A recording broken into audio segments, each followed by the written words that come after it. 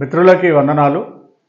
మనకు ఇటీవల కాలంలో మన group 1 Telangana public service commission group 1 సంబంధించి ప్రిలిమ్స్ ఎగ్జామ్స్ రిజల్ట్స్ని అనౌన్స్ చేయడం, మెయిన్స్కి దాదాపుగా 31,000 మందికి పైగా అభ్యర్థులను మెయిన్స్ పరీక్ష కోసం ఎంపిక చేయడం జరిగింది. మరి ఈ క్రమం లోపల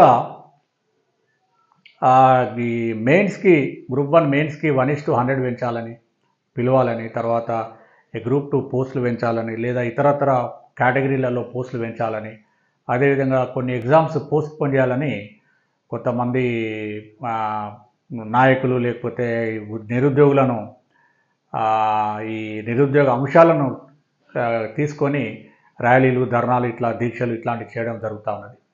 ఈ క్రమం లోపల నాకు నిజంగా ఇప్పుడు ఏంటంటే వాస్తవానికి లీగల్ అంశాల మీద చెప్పడానికి మంచి సబ్జెక్ట్ ఉన్నప్పటికీ సమయం ఉండదు కాబట్టి చేయలేని పరిస్థితి, చెప్పలేని పరిస్థితిలో ఉన్నాను. ఈ మధ్యకాలంలో నాకు దగ్గర మిత్రులు, 2-3 చాలా దగ్గర మిత్రులు, అదేవిధంగా విద్యార్థులు కూడా ఈ లీగల్ అంశాల మీద 1:100 సాధ్యమవుతుందా కాదా, సాధ్యం కాలేదు. ఇప్పుడు ప్రభుత్వం తీసుకున్నటువంటి జీవోలు, తర్వాత పబ్లిక్ సర్వీస్ కమిషన్ ఆ జీవోలను అమలు చేస్తూ 1:50కి పిలవడం జరిగింది. ఈ రకంగా కొంతమంది నిరుద్యోగులను రెచ్చగొట్టి వాళ్ళ యొక్క ఆవేశాలను లేకపోతే వాళ్ళ యొక్క డిమాండ్స్ని ఎన్కరేజ్ చేసుకుని వాళ్ళ యొక్క స్వప్రయోజనాల కోసము కొంత విద్యార్థులను రెచ్చగొడుతున్నారు అనేది ఒక విమర్శ మనకు విద్యార్థులలో, మేధావులలో ఉంది.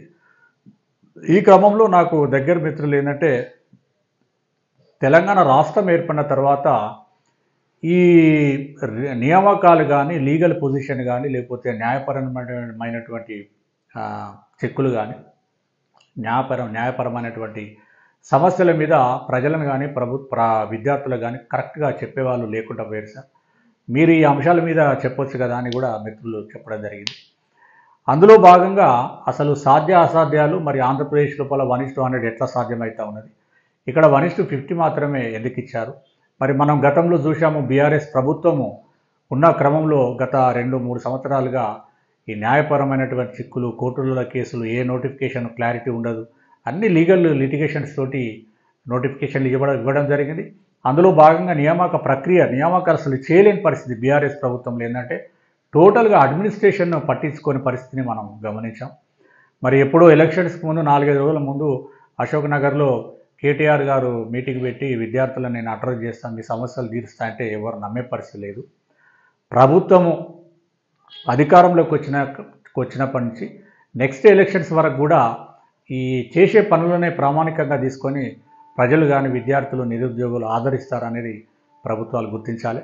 మరి తెలంగాణ రాష్ట్రంలో ఇప్పుడు ప్రస్తుతం కాంగ్రెస్ ప్రభుత్వం అధికారంలోకి వచ్చిన తర్వాత ఈ నియామకాల మీద, ఉద్యోగ రిక్రూట్మెంట్స్ మీద ఒక ప్రత్యేకమైన దృష్టి పెట్టి నెక్స్ట్ జాబ్ క్యాలెండర్ కూడా విడుదల చేయబోతా ఉన్నారు. మరి ఈ సంవత్సరానికి నేను అనుకోవడం జాబ్ క్యాలెండర్ కూడా ఏం అవసరం లేదు, ఎందుకంటే ఆల్రెడీ అన్ని షెడ్యూల్ అయి ఉన్నాయి, ఎగ్జామ్స్ అన్ని నోటిఫైడ్ డేట్స్ కూడా ఇచ్చి ఉన్నాయి కాబట్టి ఈ ఇయర్ విద్యార్థులకు సరిపోతుంది. నెక్స్ట్ ఇయర్ నుంచి పకడ్బందీగా ముందే ఒక క్యాలెండర్ రిలీజ్ చేసుకుంటే బాగుంటుంది. ఈ లీగల్ అంశాల మీద కొంత మీకు వివరణ చెప్పే ప్రయత్నం చేస్తాను కాబట్టి నా ఛానల్ని సబ్స్క్రైబ్ చేయని వాళ్ళు సబ్స్క్రైబ్ చేయండి, వీడియోని లైక్ చేయండి, అందరికి కూడా షేర్ చేయాలని విజ్ఞప్తి చేస్తూ, మనకు ఈ గ్రూప్ 1 ప్రిలిమ్స్లో మెయిన్స్కి 1:50కే ఎందుకు లిమిట్ అయింది? ఇప్పుడు పబ్లిక్ సర్వీస్ కమిషన్ దాని యొక్క లీగల్ పొజిషన్ అయింది. మరి ఏపీలో 1:100 పిలుస్తున్నారు అనే అంశం మీద మనం డిస్కస్ చేద్దాం. మనకు మొదటగా తెలంగాణ రాష్ట్రం 2022లో ఆనాటి బీఆర్ఎస్ ప్రభుత్వం 503 పోస్టులను మొట్టమొదటిసారిగా గ్రూప్ 1 పోస్టులను నోటిఫై చేయడం జరిగింది. నోటిఫై చేసిన తర్వాత ఈ గ్రూప్ 1కి 1:50 చొప్పున ఏ విధంగా మెయిన్స్ పరీక్షకు ఎంపిక చేయాలనే దాని మీద అప్పుడు ఈ జియో 55ను రిలీజ్ చేయడం జరిగింది. జియో 55 2022 25/4/2022 రూపల చేసిండ్రు. దీంట్లో చెప్పిన అంశం ఏంటంటే గ్రూప్ 1 ఎగ్జామ్ మాత్రమే ప్రిలిమ్స్, మెయిన్స్ ఉంటుంది. మరి ఆంధ్రప్రదేశ్లో అట్లా కాదు, గ్రూప్ 1 కాదు, ఇతర ఎగ్జామ్స్ కూడా ప్రిలిమ్స్ ఉంటుంది, మెయిన్స్ ఉంటుంది. కాబట్టి అక్కడ వేరుగా ఉంది జియో. ఇక్కడ ఓన్లీ గ్రూప్ 1 మాత్రమే ప్రిలిమినరీ ఎగ్జామ్ ఉంటుంది, దాని తర్వాత మెయిన్స్ ఎగ్జామ్ ఉంటుంది. ఈ మెయిన్స్ ఎగ్జామ్కి 1:50 చొప్పున ఈ జియో 55 ప్రకారంగా కేటగిరీ వైజ్గా పిలుస్తారు. కేటగిరీ వైజ్ అంటే మల్టీజోన్ 1, మల్టీజోన్ 2లో ఓసీ ఉమెను, లేదా SC, ST, BC, physically challenged, sports persons వాళ్ళను కేటగిరీ వైజ్గా వాళ్ళ పోస్టులు ఎన్ని ఉన్నాయో ఆ పోస్టులు ఇంటూ 50 మందిని 1:50 చొప్పున మెయిన్స్కి ఎంపిక చేసే అవకాశం ఉంది.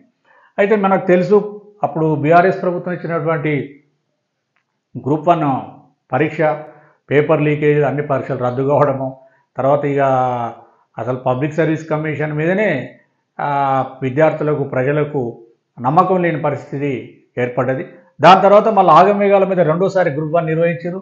దాని లోపల ఓఎంఆర్ షీట్లు ఎక్కువ రావడము, హైకోర్టులో division bench single bench division bench కొట్టివేయడము, ఆ గ్రూప్ 1 క్యాన్సిల్ చేయడం జరిగింది. దాని మీద అప్పీల్కి వెళ్ళారు. ఇంకా ప్రజల అదృష్టము దురదృష్టము కానీ మొత్తానికైతే ప్రభుత్వం మారిపోయింది. ప్రభుత్వాన్ని మార్చేశారు. ఇలా కాంగ్రెస్ ప్రభుత్వం ఫస్ట్గా రాగానే గ్రూప్ 1 క్యాన్సిల్ చేసేసింది. ఎందుకంటే దాని మీద చాలా వివాదాలు ఉన్నాయి కాబట్టి. చేసి ఏం చేశారంటే గ్రూప్ 1 నోటిఫికేషన్ మళ్ళీ రివైజ్డ్ నోటిఫికేషన్ ఇచ్చారు. దీంట్లో గతంలో 503 పోస్టులు ఉంటే ఇప్పుడు 563 పోస్టులకు పెంచి ఇంకొక 60 పోస్టులను యాడ్ చేసి నోటిఫికేషన్ ఇవ్వడం జరిగింది. నోటిఫికేషన్ ఇచ్చిన తర్వాత ఇక్కడ అప్పటికే జియో 55ను ఛాలెంజ్ చేశారు. ఇది తప్పు, గతంలో సుప్రీంకోర్టు తీర్పులకు విరుద్ధంగా ఉంది. 1:50 కేటగిరీ వైజ్ కాదు, 1:50 అనేది మొత్తం నోటిఫైడ్ వేకెన్సీస్ పిలవాలి. నోటిఫైడ్ వేకెన్సీలో పిలిచిన తర్వాత ఆ పిలిచిన మెయిన్స్కి ఎంపికైన అభ్యర్థులలో ఏదైనా కమ్యూనిటీ ఏదైనా కేటగిరీకి ఎస్సీ ఎస్టీ రిజర్వేషన్ కేటగిరీ వాళ్ళు ఉంటారు కదా, బీసీ, వాళ్ళ క్యాండిడేట్స్ తగ్గినట్లయితే ఆ షార్ట్ ఫాల్ ఎంత ఉంటుందో వాళ్ళని మళ్ళీ మెయిన్స్కి యాడ్ చేయాలని చెప్పడం వల్ల ఇక అప్పుడు ప్రభుత్వం ఏంటంటే కాంగ్రెస్ ప్రభుత్వం రాగానే ఈ లీగల్గా ఉన్న ఇష్యూస్ అన్నింటిని కూడా సాల్వ్ చేసే ప్రయత్నం చేసింది. ఎందుకంటే మీరు చూసిండ్రు వర్టికల్ హారిజాంటల్ రిజర్వేషన్లో జియోలు ఇచ్చేసిండ్రు, రిక్రూట్మెంట్స్ ముందుకు సాగుతా ఉన్నాయి. అందులో భాగంగా జియో 29 తీసుకొచ్చారు, అమెండ్ చేశారు. జియో 55ను అమెండ్ చేస్తూ ఏం చేశారంటే ఇప్పుడు గ్రూప్ 1లో నోటిఫైడ్ వేకెన్సీస్ ఇంటూ 50 ఎంతమంది వస్తారో అంతమంది. ఆ వచ్చిన దాంట్లోపల కేటగిరీ వైజ్గా ఎస్సీ ఎస్టీ బీసీ ఏబిసిడీలు women PH quota sports quota EWS quota ఈ రిజర్వేషన్ సంబంధించినటువంటి అభ్యర్థులు 1:50 ఉన్నారా లేరా, 1:50 లేకుంటే ఎంతమంది తక్కువ ఉంటారో అంతమందిని వాళ్ళు యాడ్ చేస్తారు.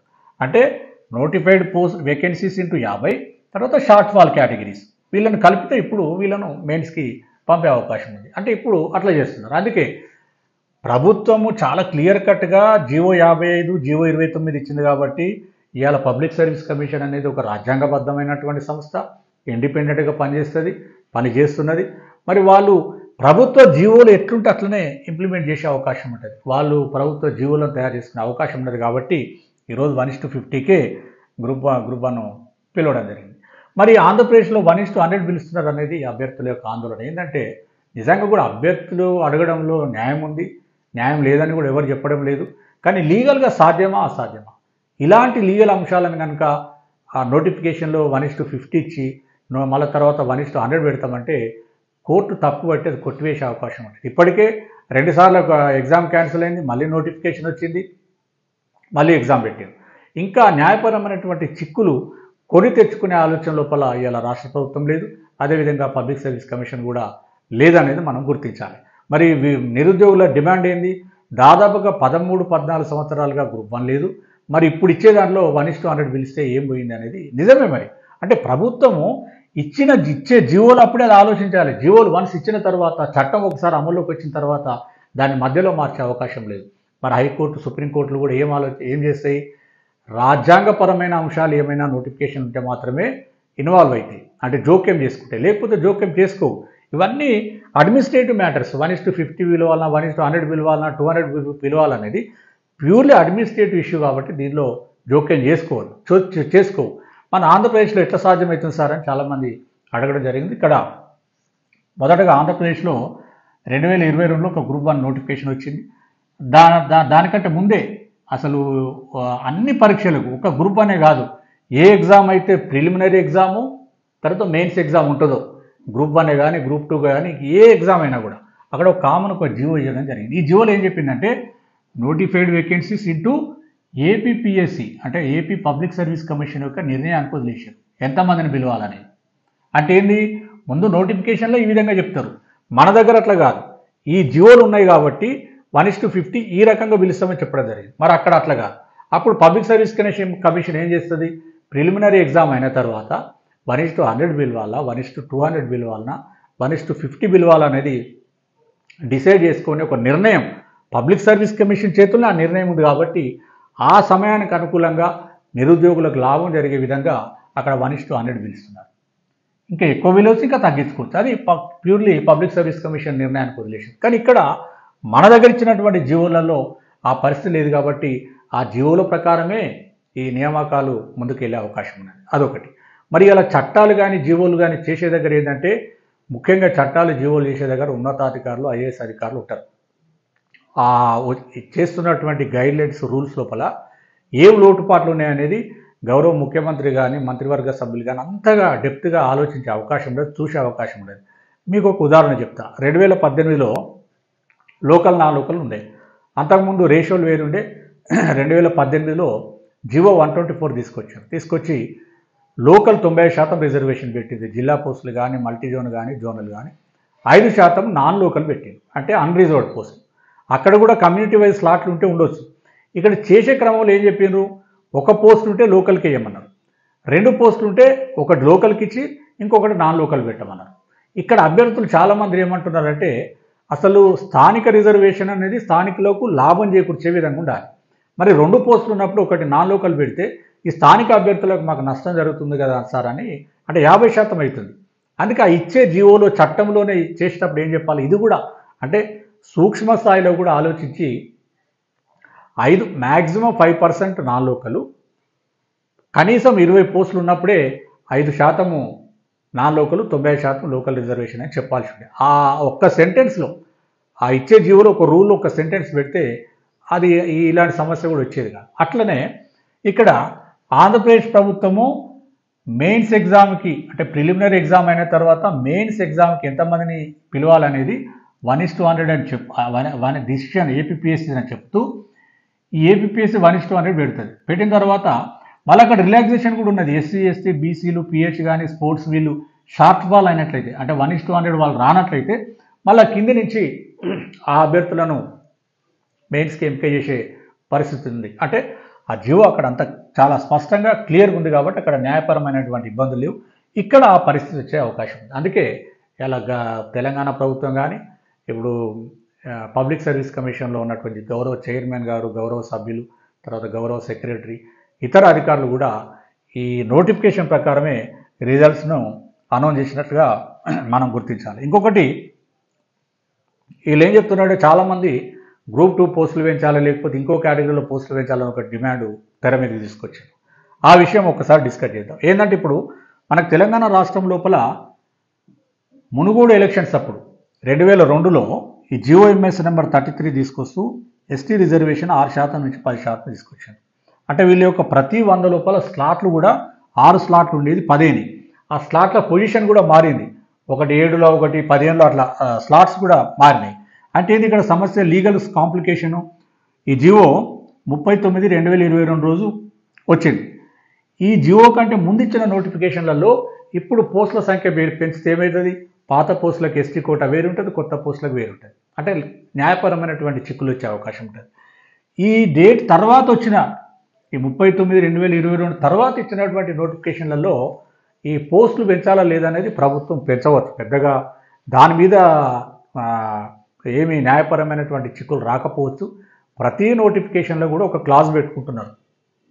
ఏది సేఫ్టీ కోసం, ఏంది at the time of appointments పోస్టులు ఇంక్రీజ్ కానీ డిక్రీజ్ కానీ చేస్తామని చెప్పేసి ప్రభుత్వమే చెప్తుంది కాబట్టి ఆ ఇబ్బంది లేదు. కానీ ఇక్కడ కోటా ప్రాబ్లం వస్తుంది. అందుకనే ఈ డేట్ కంటే ముందున్న నోటిఫికేషన్లలో ఈ కోటా సమస్య వస్తుంది కాబట్టి అవి మార్చే అవకాశం లేదు. ఇంకొకటి ఏంటంటే పబ్లిక్ సర్వీస్ కమిషన్లో ఇప్పుడు గ్రూప్ 2 ఎగ్జామ్ ఉన్నది. గ్రూప్ 2 అనేది ఈ డేట్ తర్వాతనే నోటిఫికేషన్ ఇచ్చినా కూడా, ఈ డేట్ తర్వాత నెలకు 2 నెలలకు ఇచ్చినట్టున్నారు, ఇచ్చినా కూడా అప్పటికే వివిధ డిపార్ట్మెంట్ నుంచి వాళ్ళకు రోస్టర్లు వాళ్ళ ఇండెంట్ వీళ్ళకి వచ్చి ఉంటుంది కదా, మరి అక్కడ పెంచడం కొంచెం ఇబ్బందిగా ఉంటే ఉండొచ్చు. అంటే జనరల్ ప్రిన్సిపల్ ఏంటంటే ఇప్పుడు ఈ డేట్ తర్వాత ఇచ్చినటువంటి నోటిఫికేషన్లలో పోస్టులు ప్రభుత్వం కావాలనుకుంటే పెంచవచ్చు.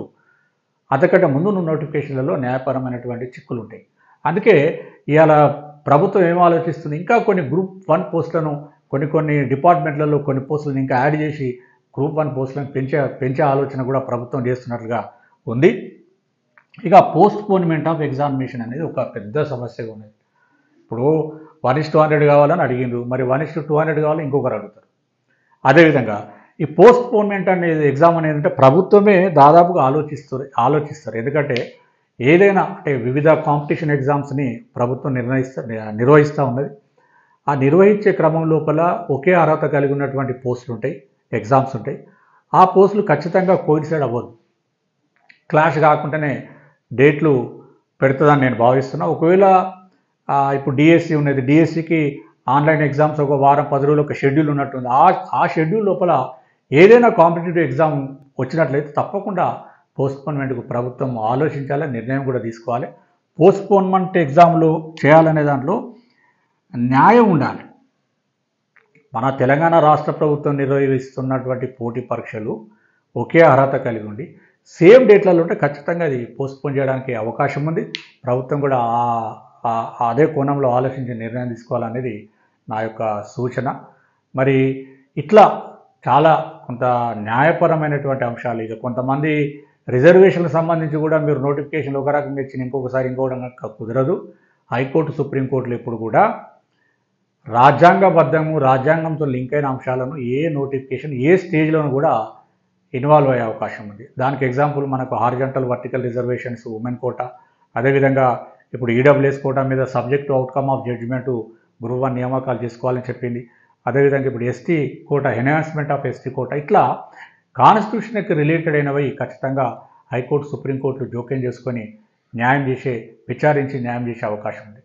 ఇట్లా ఈ టెక్నికల్ అంశాల మీద హైకోర్టు మీరు ఇంతమందిని పిలవండి, అంతమందిని పిలవండి అని చెప్పే అవకాశం లేదని తెలియజేస్తూ ఇంకా కొన్ని అంశాల మీద కూడా మేము ముందుకు వస్తానని తెలియజేస్తూ ముగిస్తాను. Thank you.